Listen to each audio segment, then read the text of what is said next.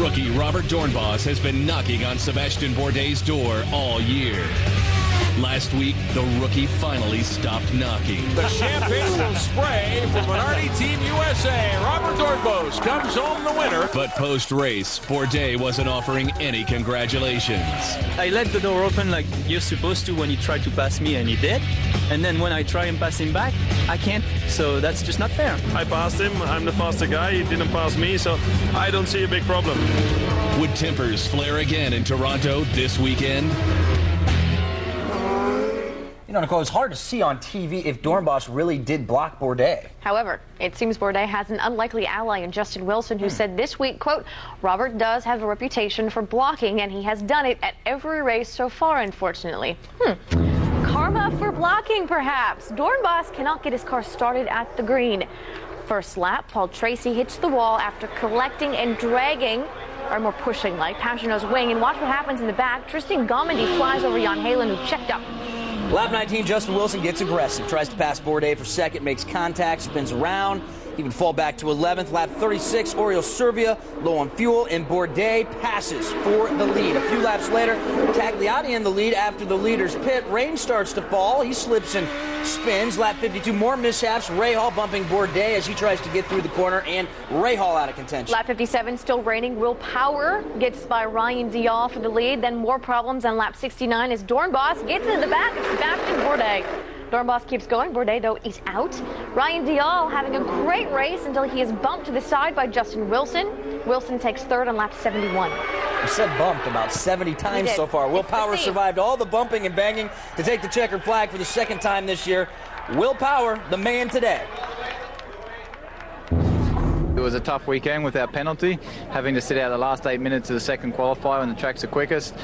And, you know, it turned out to be a very good weekend, seeing Sebastion out, and, you know, really have to thank Craig Gore. He'd be stoked to see us winning again. It was an entertaining, fun race. It was like last week. It's just, I don't know what's going on with Champ Car, but the weather seems to follow us. And all this weirdness has helped a few other names make it to the top steps of the podium, including Neil Yanni and Justin Wilson this week. As for Doornbos and Bourdais, 6th for the rookie, 9th for the defending champ. I was going to finish 6th, and now he finishes in front of us, which is good for him for the championship, but it's not the way he would have liked to do it, for sure.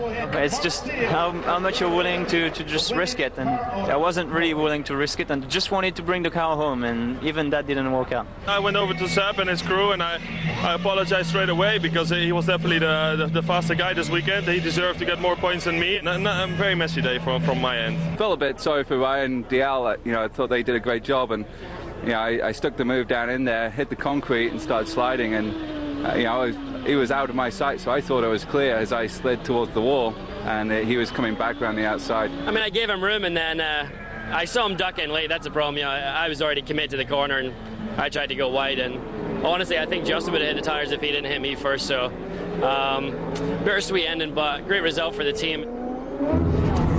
All right, in the past, we've seen other drivers make a run at Sebastion Bourdais' dominance in this series. This year, we got 2 drivers. Doornbos leads the championship by 2 over Will Power. Bourdais now 3rd, 3 back.